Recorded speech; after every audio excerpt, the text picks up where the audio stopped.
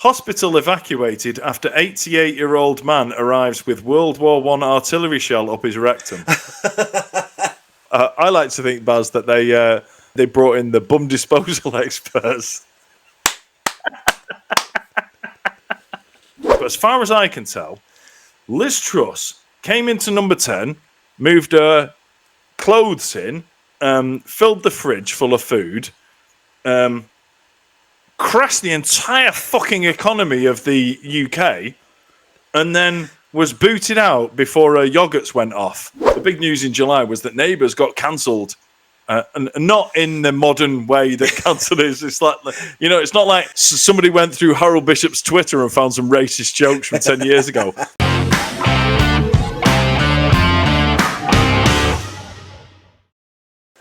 Hello, and welcome to the final mildly controversial podcast of 2022. Here's to 2022. Oh, good pop. Good Nice. pop. Yeah, I can only counter that with a rum pop. It's not quite as dramatic, sorry. No, that's very exciting. So in this episode, we're going to talk about the key events that happened in 2022 and give our mildly controversial opinions on those. And when I say we're going to talk about the key events in 2022, really what I mean is we're going to mention a few of the big things that happened in 2022 and just talk about a lot of stupid stuff that happened also in 2022. And once again, I'd like to just add that we're no experts on any of these things. It's just our own opinions. Exactly, which makes it better than if we were experts on everything. Mind you, if we're on news reports next year, it's because we've done a good job. Yeah, exactly. Or we've murdered someone. Yes. There's those two things. Either we've done really well with our social commentary on the podcast, or we've committed a heinous crime. So if you are listening to this after Baz or I have been convicted of a very serious crime, this is where it all started. Yeah, let's face it, we're both too lazy to be criminals. Right, okay, so we're going to start at January. It's as good a place to start as any, isn't it, Baz? Feels like such a long time ago, though. We could start at May, but that would be stupid. So we're going to start with January. And the biggest thing that's happened in January is Boris Johnson admitted that he attended drinks parties at number 10 during the first lockdown, and he offered a, quotes, heartfelt apology. Yeah, good on Boris. Before we start commenting on this, we don't do politics and we don't do religion. This is politics, but it isn't. But we're going to cover it anyway, because fuck all else happened in January. Apparently, in all the research that we've done, literally zero else happened in January. So, literally the most exciting thing, yeah. Because I'm not really into politics, I didn't really give a shit. I know some people lost it over the fact that he'd had parties and stuff, but if you look into what the parties were, they were proper shit. It's not like he's been living it up and and it's all been snow and hookers. It was a shit office party. I don't think anybody who attended actually enjoyed it. Effectively, it was the equivalent of, when your boss rewards you for working your bollocks off with getting some pizzas in after work, and you have to stay and have a couple of warm beers at until about 8 o'clock. From what I've seen, those parties looked and felt like that. And there was just, when they showed photos of, like, even the ones in the garden in number 10, the photos were just full of clearly like interns who were in their like early 20s who wished they fucking weren't there anyway. I get the controversy because all the restrictions were there and so on. But like I say, it's not like he's had a fucking rave. Do you know what I mean? It's just all the people he'd been working with all day had a few drinks after work. I think the biggest controversial part of it was the fact that those are the guys that set the guidelines for the whole pandemic. And those are the fuckers that were just sat there going, oh, fuck that, we're in charge here, we'll do what we want. And I think that's probably why I don't really give a shit. Because if I was important enough to make the rules, I wouldn't fucking follow them either. I mean, what's the point in making the rules if you have to follow them? Do you know what I mean? That's where we differ, Mike. It's just, you know what I mean? It's also why I'm not a politician. So I'd probably be in prison by now for abusing my privilege. Yeah, you certainly wouldn't be in a seat in government, would you? So. No, not for long. There'd be a by-election for Bury North very quickly if I was an MP. And once again, it's the reason we don't talk about politics, because politics is shit. It's really fucking shit. boring, isn't it? Yeah, it is. Really boring. Anyway, right, so that's January done. Yeah, because there was brilliant. nothing in, literally no. Look. Jump in the comment section and tell us if anything interesting happened in January 2022. Because we went back and had a look. Oh, there was something interesting. We had Steve Robinson on the podcast. Brilliant. Throw in a shameless plug for the podcast. I'm not going to show any clips or anything like that. We did that at the end of season 1. Yeah. And also, just as a recap, it's the podcast about a guy that lost his arm when he was 18 and went on to have an amazing life as he has now because of that, mainly. Yeah, and then the ultimate, the peak of his amazing life was meeting us in November last year. So we had him on the podcast. Yeah, we had him in on the podcast in January. So if you haven't listened to the episode of the what was called at the time the Lock-In podcast, if you haven't listened to that one with Steve Robinson, dig it out and go and listen to it. It's an absolute belter. All right. There we go. There's shameless plug stroke advert for the podcast number 1 done for this one. There's probably going to be 12 of them, ladies and gentlemen. Can you see a theme? Right. Okay, so February. Let's move on to February. Yeah, go on. The big thing that happened in February was Queen Elizabeth II, God rest her soul. Yes. If you're listening to the audio, you can't see I just stood up, saluted, and showed my Union Jack underpants when I said that. If you're watching on YouTube, you'll know I just lied about that. Go watch it anyway.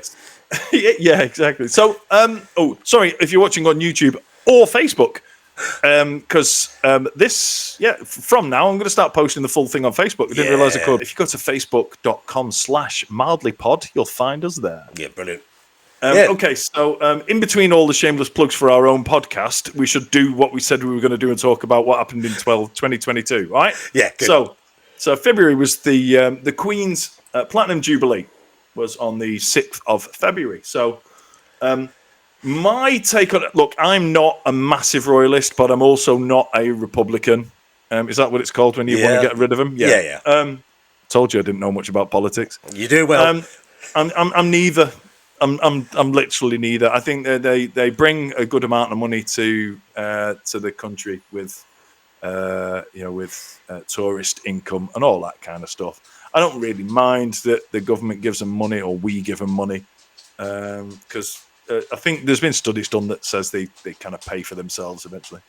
Can I hear the toes of your dog coming in, or is that Liz needs a pedicure? No, I'm going to have to go and lock her out. Hold on a second. Bless her. She's just come.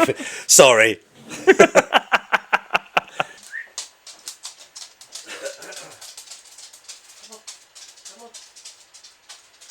This won't make the podcast, but tonight has been all about me and all the noises that are interjecting into the podcast. Well, Baz, you say it won't make the podcast, but I'm going to have to put some of it into the podcast so that my joke about, is that your dog's claws on the floor or does Liz need a pedicure?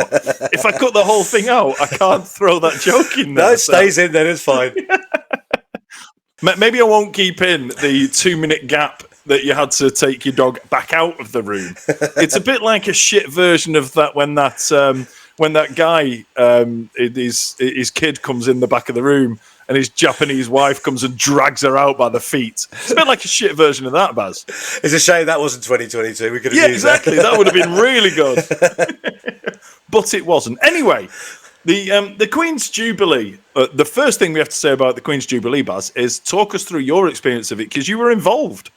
Yeah, so obviously the pageant for the Jubilee took place in May, wasn't it? Why didn't she have it at the time? Well, it's because the horse show, it was coincided with the Royal Windsor Horse Show, which we've both been to.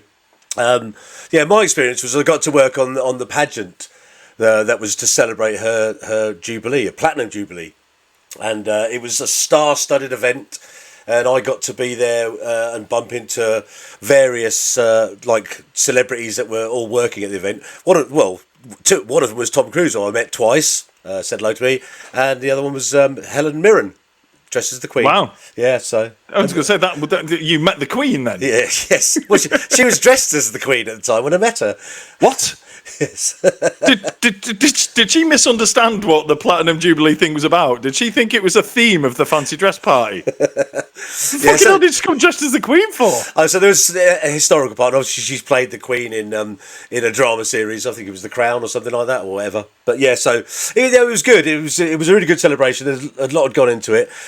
My views on it: I was never a royalist for many of my years growing up until I worked at Windsor, and I realised that how many people actually do love the royal family, and that's inescapable. It's just. I love that, Baz. I wasn't interested in the silly old goat at all until she started paying me. Well, let's not put it down to that. But yeah, it's maybe so. The one thing that came out of it in our previous conversations was your idea about the royal family having sponsorship. I still 100%. Still cracks me up today the fact they would have had all the logos on them. Oh, 100%. You imagine King Charles walking down the street, and obviously he's into his horticulture, so it'd be like King Charles with a massive, Baby Bio advert on the front of it. That is something to do with plants, in it? It is. You're spot on, sir.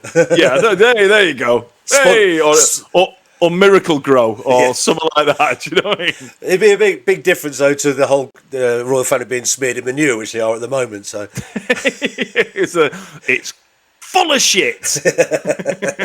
Well, look, I don't know if I thought the pageant happened in February, so whatever. But we're talking about the Queen's Platinum Jubilee because the date was in February. But my favourite bit of the pageant, and this quite possibly does show that I'm not a massive royalist, is that George Ezra was singing his big hit "Green Green Grass," and they asked him to change the wording for that particular performance, because one of the lines is "You better throw a party on the day that I die." Yes. So they made him cut that, like, "You better throw a party," and then it just stopped, and there was a big kind of, the music carried on, but his words didn't carry on. So obviously they knew that the Queen was on her way out, and they just thought, we can't let this become a meme, that him singing "Throw a Party on the Day That I Die" with Buckingham Palace in the background. They couldn't afford for that to become a meme. Yeah. But I just thought it was brilliant. Every time I listen to that song, it just makes me chuckle at the fact that they said, yeah, can you cut that bit out? You can't say that. I also think it's worth noting that anybody who does a job for 70 years should be applauded, to be fair. It's a long time. Absolutely. It's a long time. Well done, her, for not dying for a long time. Yes. Anyway, right, okay, so let's move on to March. What happened in March? There's a couple of things, Baz. The main thing in the entertainment world that happened was Will Smith bitch slapped Chris Rock. Yeah. Really weird, wasn't it? Yeah, really weird. And it's still strange today because people haven't really got to the... I didn't watch it live, and I watched it, news reports, and the whole thing looked really fake. And obviously he does that, and then he just sits down, and then he gets his Oscar later. I thought this was like, he'd already got his Oscar, but he had to go down, sit, and then wait to get his Oscar afterwards. But I just think the whole thing was weird, because Chris Rock made a joke. I mean, look, people need to learn how to take a fucking joke, because people for decades have been able to take a joke. So Chris Rock is making some jokes, and look, we're living in a time now where, in my opinion, it's a really weird kind of dichotomy. Is that the right word? It sounded good. Does that mean like there's two polar opposite things? Yes. Yeah? Is that what that means? Yeah, strange things. So there's a weird dichotomy between, you've got cancel culture. Yeah. And we won't go too much into that because we'll be here all day. So you've got people get cancelled for saying a joke that people don't like. But you've also got roasts. Yep. Which are on TV, which is fine. And the idea is that you deliberately say offensive stuff. So it's kind of a really weird thing. So I think Chris Rock was up there. He was just saying a few things, and he deliberately said stuff that was jokingly offensive to Will Smith's wife. Yeah. But yeah, it all seemed really fake. And it was just kind of, he strode up and then properly open hand bitch slapped him. Yeah. And I just think, if he was that angry, he'd have grabbed him by the lapels and thrown him, or properly fucking chinned him or something. Yeah. It just seemed a really theatrical bitch slap.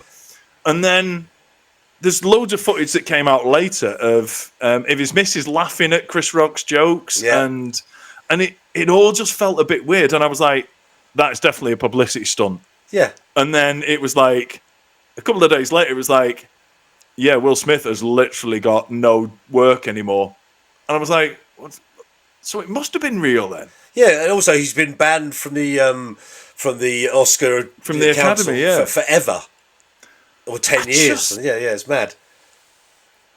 With hindsight, I've seen a couple of things. He did kind of a bit of a crocodile tears apology and all that kind of stuff, and said he regrets it and things.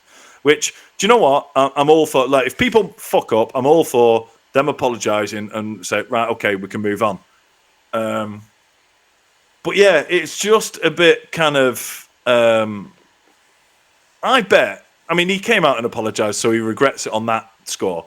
But I also think he probably regrets not taking a proper swing and like properly lobbing his jaw off. Well, if I'm going to get cancelled for an absolute bitch slap, I might as well have properly chinned him.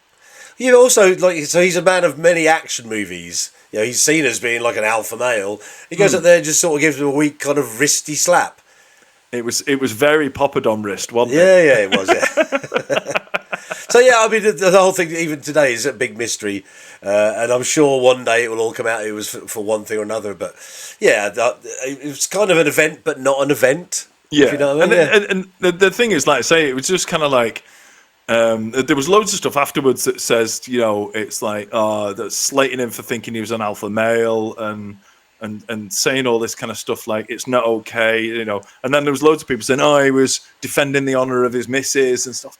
I was like, mate, if you're going to defend the honour of your missus, fucking run up.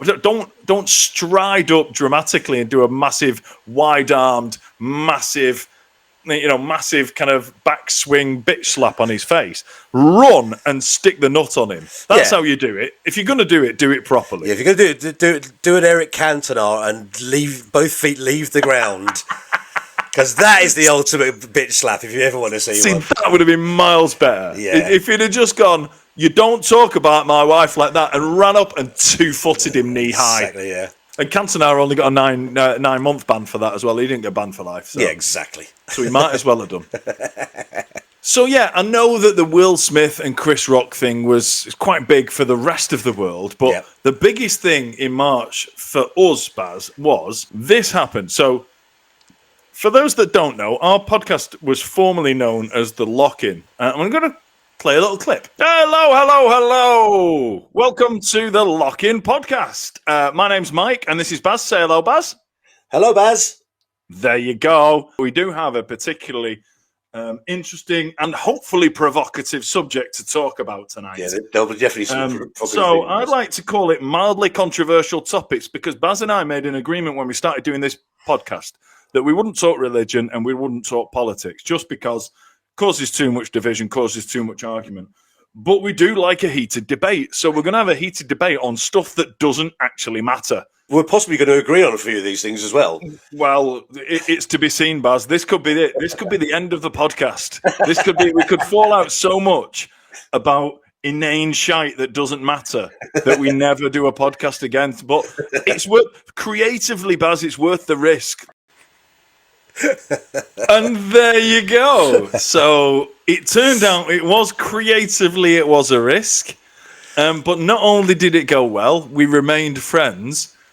But that episode of the Lock-In podcast back in March 2022 basically formed what our podcast is now. So our podcast is now the Mildly Controversial Podcast, because we did 2 episodes of the Lock-In talking about our mildly controversial opinions, and they were by far the most popular of our podcasts. So we decided to just turn the whole podcast into us just talking shite about stuff that doesn't really matter.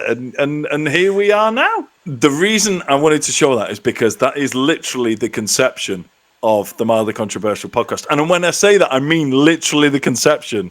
That was the sperm going into the egg and creating the little baby that grew up to become the Mildly Controversial Podcast. So that's why I wanted to show that video. But also, when I looked at that, I was just thinking, look, everybody who's watching and listening now might think we're as shit as that now. But I was kind of cringing at how bad that was. But then I decided to go back and look at our very first ever podcast. No. The very first ever podcast. And I'm going to play a little clip of that. Hello, everybody. Welcome to the first ever edition of Lockdown Lock-In. It's a new podcast where two middle-aged blokes chat nonsense over a few beers like they used to be able to do when the pubs were open. We're in very different places. Baz over there is in Bedford in the UK. I'm in Donegal, up in the northwest of Ireland. But essentially, we're in the same pub having a few beers. Wow. Baz, I watched that back and I just thought, it looks like someone's fucking forced me to do that. It looks like I don't want to. I don't want to be there. I just look so miserable. And obviously we've developed into, being more kind of, I don't know, lively and gregarious when we're doing this podcast. But I was sat back in my chair, I was like, hello. It was almost like I wanted to comment underneath, like blink if you need help or something. Prior to that, myself and Mike did a FaceTime on a Wednesday evening and had a few beers, and that's how we started sort of like, getting to know each other. And Mike literally had said one Wednesday, "Oh, we should do a podcast." I went, "Yeah, brilliant." And then he sent me a message on the Monday, the week later, and said, "Oh, we're doing a podcast on Wednesday night." And I was like, "What? I know you mentioned it, but what the fuck?" What a brilliant thing to have done. And here we are, like 50, 60 episodes in. Here we are. Look what this little baby's grown into. Yeah, 2022 changed it from a shit show to a different shit show. Yeah, to a slightly less shit show that more people enjoy.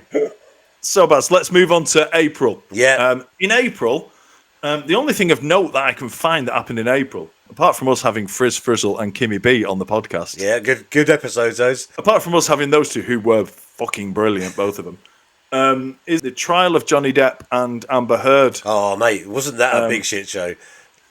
Yeah, do you know what? I didn't follow it very much, but it was fucking everywhere. And I didn't really follow it. I didn't really care.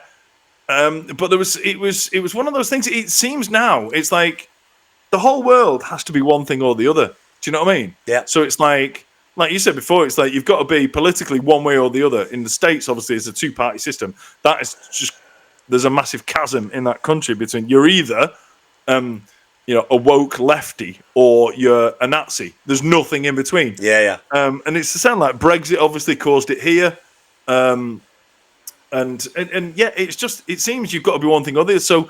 So Twitter and all social media was just full of like Team Johnny or Team Heard and it's just you've got to be one or the other. And you can't just, none of them just sat and watched all of it and then made a decision. Yep. Do you know what I mean? It was like, well, I've seen a meme about Johnny Depp, so I'm Team Johnny, and that's it. It was just.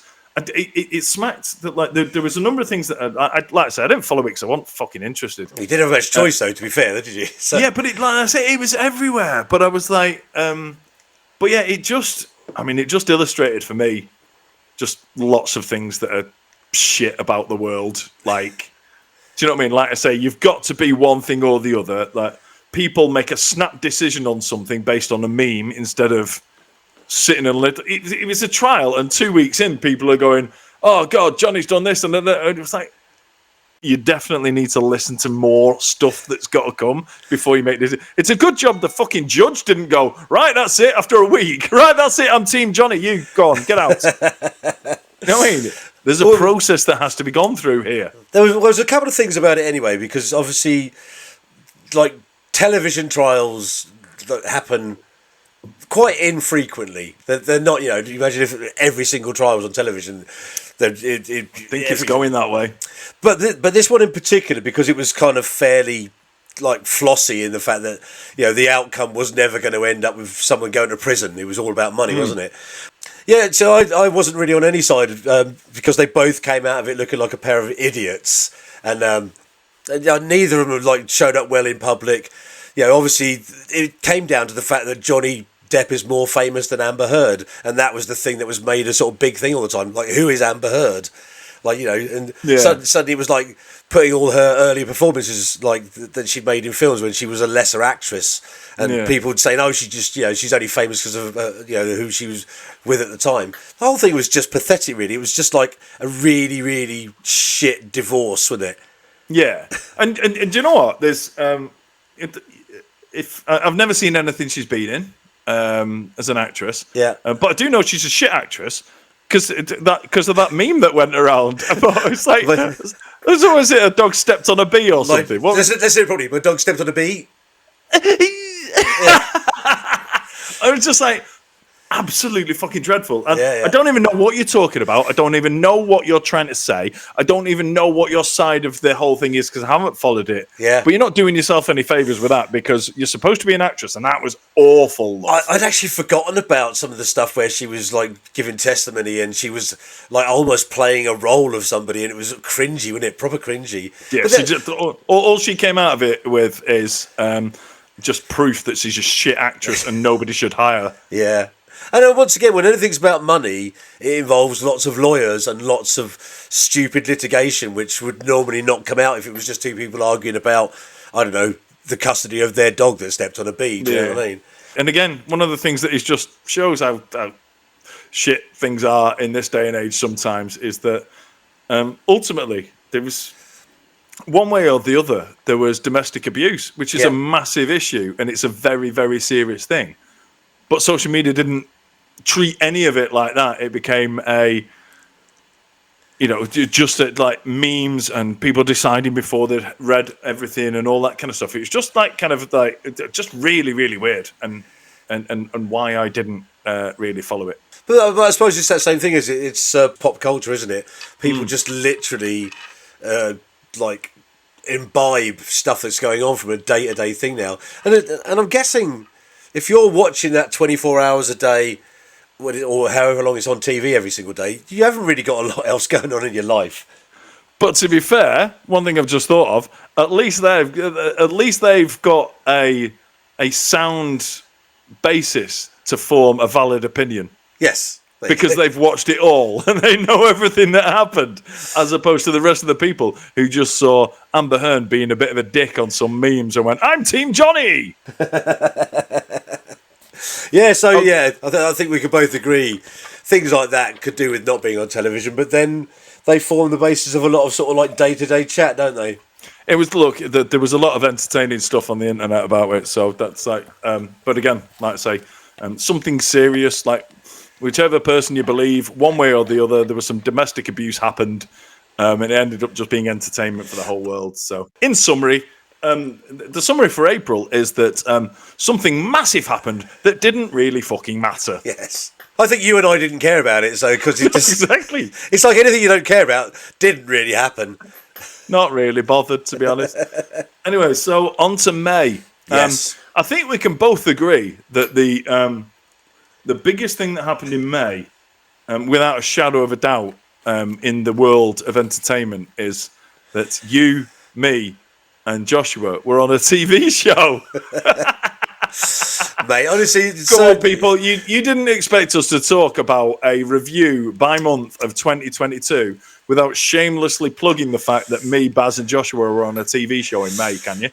Can't expect that. It's such a weird thing as well, because like, I don't know about you, but for me personally, I'd geared up so much the rest of my year and before it to that event happening, thinking it was going to be something like monumental in the terms of, like, you know, not stardom. Stardom's the wrong thing, but, you know, maybe, you know, notoriety. And so I can reveal that when the show, our episode went out the first time, we were all sat in our own lounges across the country, the three of us, and we were on WhatsApp chatting together, like getting quite excited about it. You know, it's just started. We sat down, and I'd sort of said to Mike, "Oh, I've done a screenshot of my current number on social media, and I'm going to see how much it changes like throughout the course of the show." And it was about an hour, about 40 minutes in, and it went down by one. And I remember sending you a message going, "I don't think this is going to be the vehicle for fame I thought it was." So basically, Baz has had a very, very real and real-time example of one person, whoever it was, watched Baz on telly and went, he's shit. I thought he was good. I thought he was decent, but fuck that. I'm gonna unfollow him now. On a more positive note, it was a brilliant experience. Yes. It was so good. The TV show is brilliant. The fact that not as many people watched it as we wanted to watch it is by the by. If you haven't seen it, it's called Richard Hammond's Crazy Contraptions. Still available on all four, I think, or the Channel 4 website. Or if you're in the States, it's on Discovery Plus. So go and watch it. It is a really good show. It's a really, really good show. And we really enjoyed it. Most people who listen to this podcast know that you and I met through TikTok and hadn't actually met in person much before we had to get together and do this TV show. Yeah. So spending 4 days filming twice, spoiler alert, we got to the second round and no further. If you've not watched it. So yeah, just the fact that we spent 4 long days, like literally 8 a.m. to late at night, filming a TV show together, and we're all still mates, just shows that it just shows that it was meant to be, Baz. So yeah, if you haven't seen that yet, go and watch it. It was really funny. It was it is a great TV show. It was a great experience to have done it, and we loved it. So yeah, that was May. Okay, so in terms of June, couldn't really find much about June. But yeah, the only thing I could find there was that it was the result of the Johnny Depp and Amber Heard trial, and we've obviously already talked at length about that. But the only reason I want to talk about that is just that how weird it was that just after the verdict, Johnny Depp, he'd gone from being in a trial in the States, and like 2 days later was in a pub garden of some shit pub having a pint with Sam Fender. I mean, in Newcastle. Where did that come from? See, when this happened, I didn't know anything about it, and the first time I ever heard about it was when you told me about it, and I was like, he's clearly lost his fucking mind here. Like Johnny Depp was in a pub in Newcastle with it wasn't even Sam Fender at the time. It was just the fact. I remember then going to search it, and there were just people in this pub garden all congratulating Johnny Depp for winning this case. I thought, the whole thing's just a setup, right? Surely. The first thing I saw, it was literally like on Sam Fender's like Instagram, and he took a selfie with Johnny Depp. They're having a pint, and I can't remember what it said, but it just said like, I think it was just kind of like normal Tuesday day out or something like that. Just absolutely bananas. So yeah, that's June. Yeah. The only thing that happened in June was, bizarrely, Johnny Depp ended up in a pub in Newcastle with Sam Fender. So fair play, because you know what I mean. That woman. Who else has had it? Like, we've all had weird moments happen throughout the year. But who else's weird moment gets highlighted as the only thing that happened of note in the entire world in the month of June on our podcast? There you go. So in July then, a couple of good things happened in July. Thank God. Yeah, exactly. So a couple of more momentous things happened in July than Johnny Depp having a pint. And they were, the Lionesses won the Euros. Oh yeah, I love that. And Neighbours was cancelled. Yes. So we'll cover the biggest of those two first. So Neighbours, obviously. So Neighbours finishing. Hey, I'm only joking. The Lionesses, the England winning the Euros. Yeah. I'm glad it was as big as it was, because I watched a lot of it. We were on holiday in Devon, as we do every year, and we watched a lot of it in the kind of main, like in this like big clubhouse sort of thing. And we asked them to put it on, and it was really good to see it grow in that, because we didn't just watch it at home. So we kind of saw a like little kind of microcosm of what was happening in the country. In that we could see the interest building, because we went down to watch the early games, and there was like literally me, Emma, and the kids watching the early games, and we had to ask them to put it on and things like that. And then as it got bigger, it was like as it got later in the rounds, we were like, oh, bingo was on or something. We said, "Oh, can you just put the England game on this telly here?" We said, "Yeah, no problem. Let's put it on." And then in the end, for I think it was the semi-final, they said we can't cancel bingo, but we've scheduled bingo to be done in half time. Brilliant. We're going to watch the first half, and then they like cut the audio from the TVs, left the TVs on, and they said, right, bingo normally takes like 40 minutes or whatever. And they were just firing through it to get it done at half time. It was like 6 and 9, 69, 4 and 3, 43. Just firing through.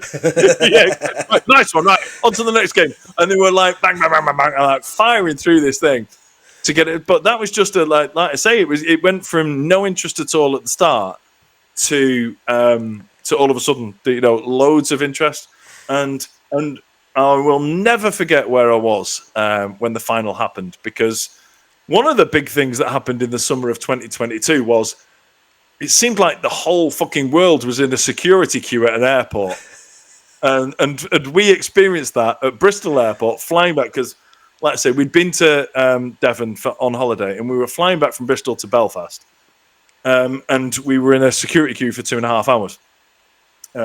But we were watching it on the phone, and it was really strange in that, like, there was loads of people watching it on the phones, but obviously when you're streaming stuff, people see things at different times. Obviously, you hear it, ooh, it's like, what was that? oh yeah, it was that, and it was like really weird. But I just love the fact that the country got into it. I think there was a little bit of going overboard on how important it was. Yeah.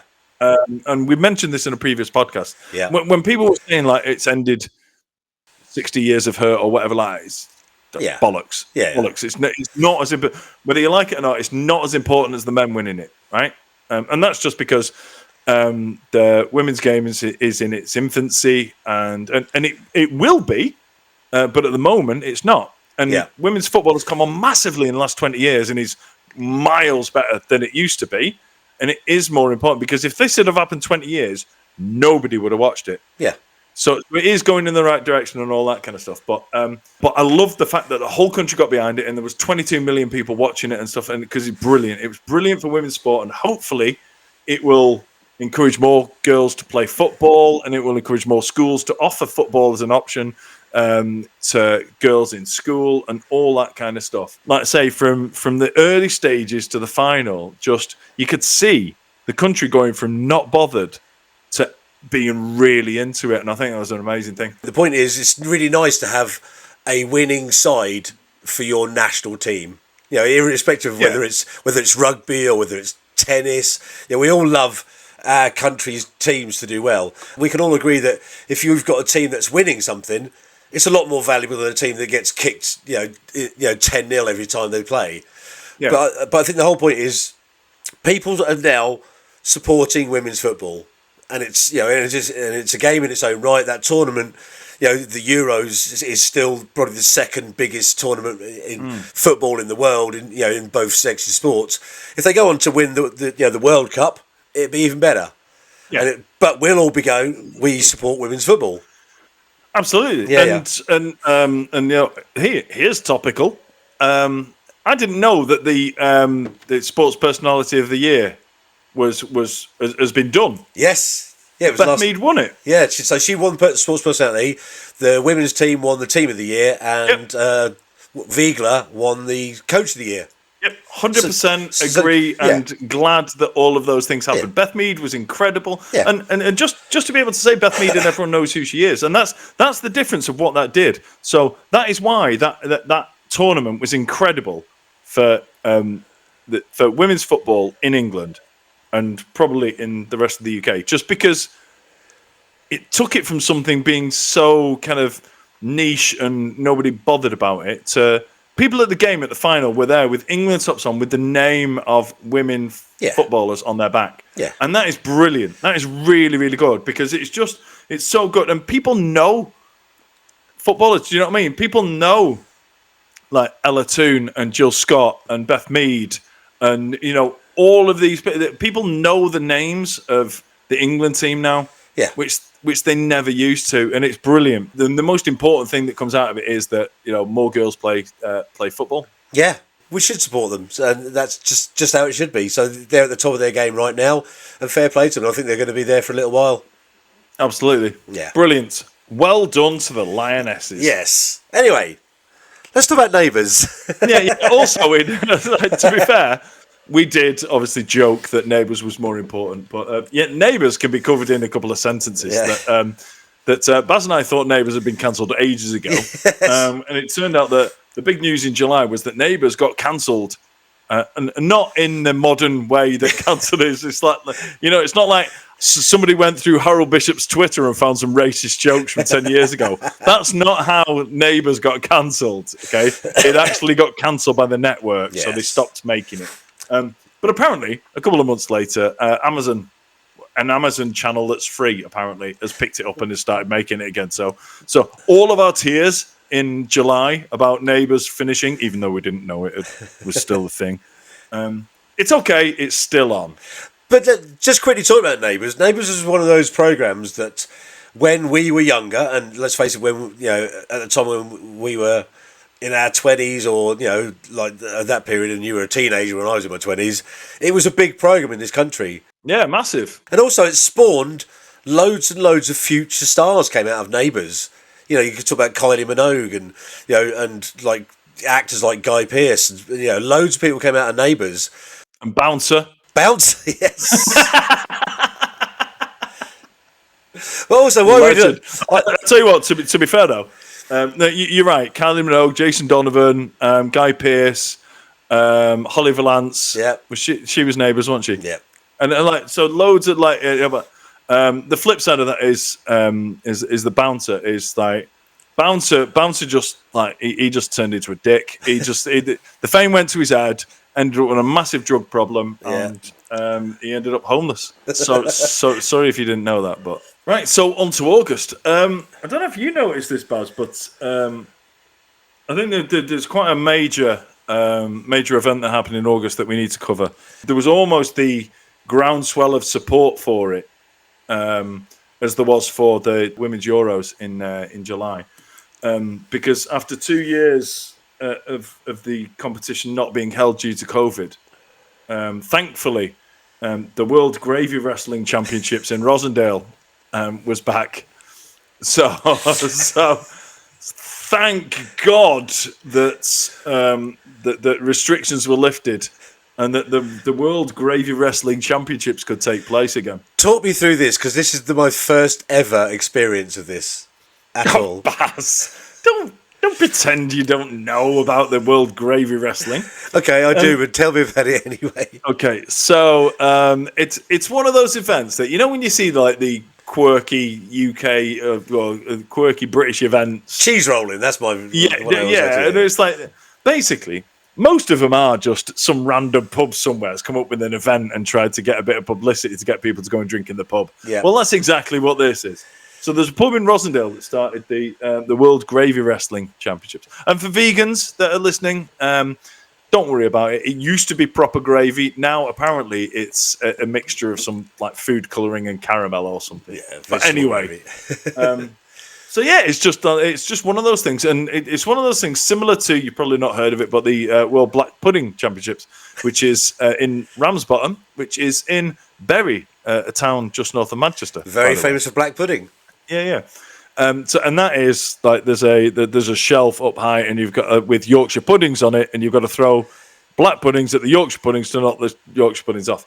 And someone just came up with that, and it's massive now, and there's people come from all around the world to take part. Yep. Okay. This thing in Rosendale is the same sort of thing. So there's just a massive, there's a massive pit made out of a tarpaulin and sandbags with a load of fake gravy in it, and just people are able to wrestle in it. So I looked at who won it this year or who won it in 2022, and I'm just saying I'd be really keen to know. But apparently this event isn't big enough for them to bother their asses putting the result on their website, because there was loads of stuff about, here's how you can enter, and it's only a couple of weeks left. And then shortly after the event, they posted some video and some photos of what was happening, but didn't bother telling you who won. But my prediction would be that it was Joel Hicks. Because when I looked through who'd won it in years gone by, apparently Joel Hicks, shout out to Joel Hicks. If you know Joel Hicks, send him this. He'll be pleased that he's made it onto the mildly controversial podcast, I'm sure. But Joel Hicks apparently has won it 6 times. So I don't know who won it in 2022, but my money is on Joel Hicks winning it again. So what do you know about this event? So how do you, presumably it's in wrestling rounds like any sort of 2-man competition, is it throwing people out or throwing people in or drowning people? To be honest, the only video I could see of this thing actually happening focused around 2 girls in their like early 20s, covered in gravy and skimpy outfits. But obviously, Joel Hicks won it, so there must be some there must be some burly lads entering it as well. Well, I have a feeling we should invest a bit more time in this and find out what the whole event is, and maybe even go there. Baz, do you know what we should do? Right here, right now. It's on August Bank Holiday every year, apart from COVID years. Yep. Baz, it's in Rosendale, which is near Bury, a town just north of Manchester. So I can sort you out a bed at my mum's. Yep. Baz, we're entering it. Okay. August Bank Holiday this year, me and you are going to enter the World Gravy Wrestling Championships in Rosendale. Brilliant. I mean, it doesn't sound like there's too much qualification process. No. It's like you don't have to be affiliated with the club by the sounds of it, do you? No. We may need some kind of beard snoods for under health and safety rules. We may need to cover the beards to stop it infecting the gravy. I'm not going to lie. There's pretty more gravy in here than there is in that competition. To be fair, so. It's a very good point, Baz. I've got this vision, Baz, of you jumping in the gravy pit and it all being absorbed by your beard. So the event has to be cancelled because there's no gravy left because it's all been absorbed by your beard. Yeah, so genuinely, we should investigate this and find out what it's all about, and go there. 100%, mate. Yeah, 100%. So far, Baz, we're committing to the World Gravy Wrestling Championships in August. Yep. And the Irish Open Speed Golf in September, because we're definitely doing that as well. Perfect. Okay. Lovely stuff. If Joel Hicks is listening, get in touch and let us know how we can win this thing. If Joel Hicks is listening, get in touch and we'll have you on a podcast in the future. We want to talk to you all about the gravy wrestling, mate. Yeah. Okay, so moving on to September. Yes. Clearly, we can't cover September without mentioning the passing of Queen Elizabeth II. Yep. One of my memories of the whole thing was that when it was clear that she was unwell, and I don't know if you remember, but I was watching like the BBC News or whatever, and they were saying like, "Oh, she's gravely unwell," and the doctors are with her and all this. So it was clear that at some point we didn't know if it was going to be weeks or months later, but she was clearly on her way out. And then when they started calling the family up and all that. But then kind of the giveaway was that I think it was, is he called Hugh Edwards, the BBC newsreader? Yeah. The giveaway was when he went and changed into a black suit with a black tie when they were still saying she's poorly. I said, not being funny, mate. I know that's in the BBC protocol, but you should probably wait until you've announced that she's actually dead before you change into that. Because he changed his outfit and everyone was dressed in black saying about, the Queen's very unwell and her family have gone to be with her. It's like, I'm not being funny, mate. You might as well have gone, the Queen's very unwell, and then mouthed, she's dead. Because you're wearing a black tie that you weren't wearing earlier. It was one of those sort of strange things because I was working on an event up in Warwickshire, and I was listed down to go and work on a thing called Operation Bridge, which was the operation for the Queen's funeral at Windsor, and. So I got a text message and I was like, well, I can't go because I'm in the middle of an event. And but I followed it through what they were doing over those couple of days. Oh, mate, it was a huge thing. And it was obviously already planned out long before her death. Oh, yeah. And but also, like, if you're going to do, like, the death of a monarch, it needs to be fairly grand. And it was pretty huge, wasn't it? Yeah. No, it was, and like I say, I'm not a massive royalist, but I watched an awful lot of it. I mean, so much so that my wife would come in the room and go, "Fucking hell, is this still on the TV?" I was like, "This is literally, we're living in history." Do you know what I mean? And that's why I watch so much of it. Like I say, I'm not a massive royalist, and when she died, it was like, that's sad. An old lady's died. Yeah. Whereas some people were just like heartbroken. And But I get that, because if you're into it, then fair enough. But like I say, when Emma was going like, "Oh, you still watching this?" I was like, we are literally watching in live stream something that people will be learning about in history lessons in 200 years time. It's a part of our history.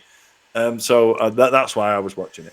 Yeah, but also we discussed it, didn't we? Because we were saying at the time, how much of that journey from Scotland down to through the country did you watch? And we were like, yeah, I watched loads of it. Just watching, I watched most of it. Watching a car drive through the country. Yeah. I watched hours and hours of a long black car passing by different parts of Scotland. Yeah, and then England, and then various other places. But yeah, I think we can all agree that the weirdest bit of the whole thing was Phil and Holly getting slated for jumping a queue. We have covered this. Like, we're not going to cover this in any great depth because we have already covered this. I can't believe how many people lost their shit about that. And I just think that the whole irony, for me, the whole irony of it is that a lot of people were saying, how dare they use their privilege to jump the queue? I was like, talking about privilege, you're currently queuing for 12 hours to walk past the remains of a woman who didn't even tie her own fucking shoelaces. So you're talking about, if you're kicking off about privilege, I think it's probably the wrong time to have that argument. Yeah, but once again, it just comes down to that two-camp thing, doesn't it? Is that those that didn't queue and those that queued. Yeah. And it became a thing of like, why are you trying to cancel somebody who was given an opportunity to not go and stand in the street for 24 hours and you could cite the David Beckham thing where he did, but let's face it, he had fuck all else to do anyway. And do you know what? He knows what he's doing. He knew it would be marketing genius. Yeah. He probably had half an eye on the fact that he was going to be fucking slated for going to the Qatar World Cup. Exactly. So he thought, I need to get some brownie points in before I do that. Yeah. Anyway. If you want to hear more about our views of the whole Phil and Holly hypocrisy, then dig that one out. Can't remember where it is, but listen to all our stuff and you'll find it. There was loads of people on that queue who would have jumped at the chance to not wait for 12 hours and go in the VIP queue if someone offered them a ticket for it. Exactly. And if they said, no, I'm not that type of person, then say, all right, Brenda, you still paid an extra fucking tenner to jump the queue at security when you went to Benidorm, didn't you? Exactly. So, nonsense. Okay, on to October. Right, there's a few things happening in October, Baz. Again, we don't talk politics, but Liz Truss. Liz Truss got booted out in October. And I don't follow it too much, but as far as I can tell, Liz Truss came into number 10, moved her clothes in, filled the fridge full of food, crashed the entire fucking economy of the UK, and then was booted out before her yogurts went off. I think that's about it, isn't it? I think that's pretty much what happened. But have you noticed as well that since that happened, there's been no mention of her, what she's doing now, where she is, and anything like that. So at one point, she was the person that killed the Queen, and then oversaw her funeral, and then was gone in the blink of an eye. Yeah, I'm sure there's a conspiracy theory somewhere about that. Yeah, but it was just sort of that sort of dead weird part of of political history where you kind of go, oh God, that must have been like the worst job opportunity in your entire life to see in the death of the Queen and then crash the economy of the country. Another thing, that happened in October is that Elon Musk bought Twitter. Yeah, brilliant. I love this. He must be fucking buzzing that he bought something. He was forced to buy something because the sale was arranged ages ago. And he had a good look at it after buying it, after agreeing he would buy it, and went, oh, don't want that. And then in the end, they went, well, you have to buy it. So in October, he did, under duress, pay $42 billion for something he didn't want, and that was hemorrhaging like $3-4 million a day. So then he went in, if you haven't heard about this, if you've been living under a rock, I'll give you the potted version of it. You don't even have to be on Twitter to know this story. No. So Elon Musk bought a company he didn't want to buy.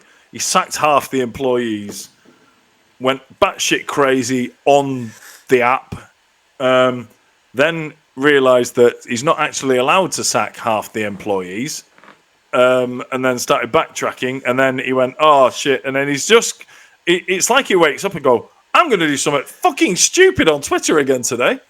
It's like when he decided that, all these people who got blue ticks for actually being notable, and it was there basically to say, this is the person, not somebody impersonating them. Yep. Yeah. And he went, if you want one of them, you can buy one if you want. So he sold the blue ticks, and then all of a sudden he went, that might not be a very good idea, when loads of people who already have blue ticks changed their names to Elon Musk. Which is fucking brilliant. Loads of actual celebrities changed their name to Elon Musk. And he was like, right, I'm going to start cancelling you now. Or I'm going to start cancelling your account. It was like, I thought you were all about free speech and stuff. So he's just... But, I mean, the biggest indication that it's a massive fuck-up for Elon Musk to buy Twitter, the biggest indication of that is that shares of Tesla have absolutely tanked. Yeah. Because he's too busy pissing about with something that he doesn't want to do to actually run the successful business that he set up. I mean, I don't use Twitter anyway, so like it literally has no, you probably can do transitions on there, but no one's going to watch them, so... Well, do you know what? When we changed to the Mildly Controversial podcast, I set up a Mildly Controversial podcast Twitter account. Did you? Yeah, currently, at the time of recording, we've got one follower, and it's me. So apart from the fact that it's fucking tragic that we've only got one follower and it's me, also, I thought I better not put that much effort into developing the Twitter account, because it's like going into a shopping centre and saying, I'm really excited to open a shop in here, as the rest of the shopping centre's burning in flames. So I decided not to bother my arse doing it, to be fair. Well, so what's the Twitter account for Mildly Controversial Podcast? It's also at Mildly Pod. Right, okay. So tomorrow, check it. Not because there'll be 2 tomorrow, but obviously when this goes out, hopefully there'll be 4. Yeah, look, if you are going to go and follow us on Twitter, do it quickly and run away before Twitter burns down. You don't want to get caught in it. Okay, so moving on to November, Baz. Yep. Go on. Clearly, the biggest event that happened in November was the start of the World Cup. Yes. In Qatar, in the fucking winter. Look, clearly on this podcast, we're not going to get into the fact that it should never have been in Qatar, or the fact it should never have been in the winter, both of which are true, by the way, but we're not going to go into it. What I want to cover, though, is something that I think is a brilliant news story that came from it. So, the news story, the headline says, England fans at the Qatar World Cup end up in Sheikh's Palace in search of beer. Brilliant. Okay. 2 England fans will be returning home with a story for the ages after they managed to stumble across a Sheikh's Palace in Qatar while searching for a beer as the World Cup kicked off. One of the fans said, last night we met one of the Sheikh's sons and he took us back to the palace. He showed us that he had lions and everything. They've made us so welcome. He added, basically, we were on a bit of a hunt for some beers and he was like, yeah, we sought beers. So we jumped into the back of his Toyota Land Cruiser and ended up back at the palace. He showed us his monkeys, his exotic birds. It was nuts. So basically, these lads were just out in Qatar looking for a beer. And obviously, it's quite difficult to find a beer in Qatar. Yep. And some sheikh's son just went, yeah, I'll get you beer. These boys here are just like literally like play fighting with a fucking tiger back at this guy's palace. It's incredible. How amazing has it been, the fact it's been a dry World Cup with no alcohol? Sounds shit to me, Baz. I've been to some World Cups, and that one sounds shit. But yeah, no. So one of the sort of positives of that was just saying there's been no kind of violence, sort of like attached to it, where there's always violence attached to sort of football. See, Baz. The lack of violence is not related to the lack of alcohol, right? The lack of violence is related to the fact it's somewhere that's expensive to get to, and the scumbags who fight can't afford to get there. Okay. I mean, that sounds like I'm making a joke, but it's true. Brazil, no problems. South Africa, no problems. South Korea and Japan, no problems. Russia, no problems. And Qatar, no problems. Yeah, okay. What connects all of those things? It's the scumbags from England who would normally go to an easily accessible World Cup, get shit-faced and cause trouble, can't afford to get there. So what have you got for December, Mike? Right, Baz, December, the month we're currently in, I don't think anyone... Look, I know there's a lot of stuff going on, like there's, there are strikes, there's, we're in a recession, and there's all lot of really important stuff there, but I don't think that anybody could disagree with the fact that the most important news story that has happened in December was literally yesterday. And I'll read the headline word for word, Baz. Hospital evacuated after 88-year-old man arrives with World War I artillery shell up his rectum. So I caught this just brief. So if you ever go on Google, obviously Google throws up stories of the day. I caught this in passing, but never went any further into it. Much unlike the shell, this guy's ass. Baz, I've gone into this more than the shell has gone into the man's rectum. Talk me through this. This is fascinating. So, I will read this. So, there was a bomb scare at a hospital in France where an 88-year-old Frenchman arrived with an 8-inch World War I artillery shell stuck in his rectum. The unnamed senior citizen, I think we all know why he's unnamed, arrived at the hospital in Toulon, southern France, on Saturday evening in the hope of having the bomb removed from his anus. That's what the news story says. His arrival sparked a bomb scare as hospital officials feared that the antique explosive would detonate. Bomb disposal experts determined that there was little risk of the shell exploding inside the man. It's understood that the man had inserted it in his bottom for sexual pleasure. I don't think they needed that line of the news story. No, hold on. Was it? You might have been doing it for safety reasons. Yeah, it's you found it. It was like, how can I stop this exploding and killing my neighbours? Yeah, you jump on a grenade, right, to save your. You do jump on a grenade, but you don't hide an 8-inch World War I shell up your pipe to save your neighbours. I hope nobody's eating when they. Doctors made an incision into the pensioner's rectum and were able to dislodge the artillery shell. It says, believe it or not, this is not the first time something like this has happened. In December last year, a bomb squad was called to a hospital in Gloucester after a patient had arrived with an artillery shell wedged up his southern pole. That's what it says. Talking about the one in Gloucester last year, it said medics feared that the anti-tank shell would explode, so were forced to call army explosive experts. The unnamed patient told the hospital that he had, in quotes, slipped and fell on the 17 by 6 centimetre projectile. Wow. That was part of his own military collector's items. At what point are you doing a naked stock take of your military collector's items? Because for me, it doesn't sound right, that does it? Anyway, so that was the first report that I read about this, which was on joe.co.uk. I love Joe. I have another report here. The difference between these two stories, if you remember, the original one I read was doctors made an incision into the pensioner's rectum and were able to dislodge the artillery shell.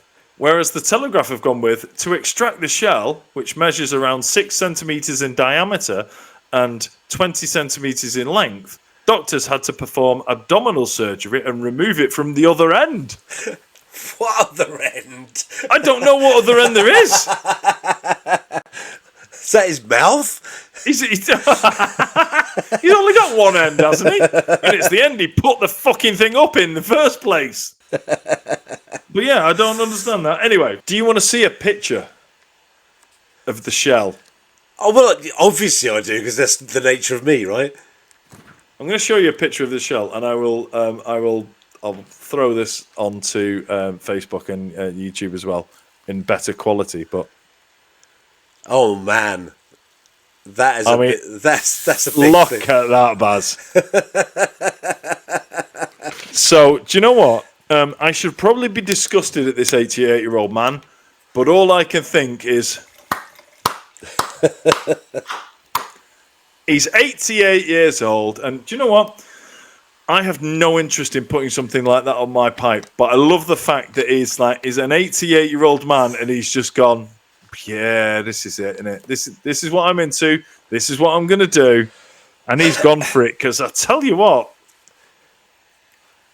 that despite what the Gloucester guy said, that is not something you just fall on that ends up there. He's worked hard to get that up there. So, listen, since you've mentioned this, all I can think of is when they do the movie adaptation of this story, do you know what they're going to call it? What? The Hurt Chutney Locker. Oh, Jesus. Wow. Yes. They must have had some, like, bomb experts alongside this operation, right? I like to think, Baz, that they brought in the bum disposal experts.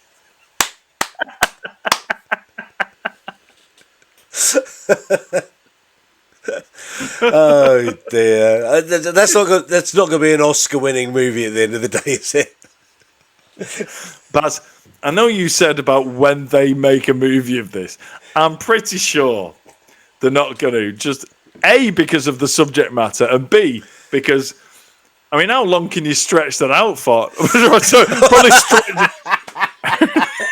Probably stretching it out is not the phrase I meant to use there. Completely apt, though. Let's be clear about this. You know when you stumble across a pun you didn't expect to find. So I think we'll all agree that the most momentous thing that happened in 2022 is something that happened yesterday. Oh, 100%. It's been a pretty shit year, apart from this one thing, really, isn't it? Well, there you go. I mean, I think thank God for this 88-year-old Frenchman who just 10 days before the end of the year made it one of the best years ever. So that brings our review of 2022 to a close. What a great year. What an amazing year. It was rubbish up until yesterday when we heard about that Frenchman hiding something in his pipe. Can I just say a quick thank you?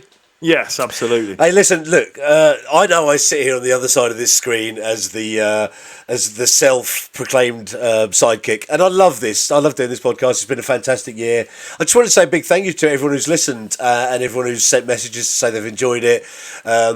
It's brilliant doing this. We're going to be doing it next year and probably the year after until we get really fucking bored of it. But thank you ever so much to everyone who's listened to this, everyone who's subscribed, done all that subscriber shit, which is one of my favourite things of the year.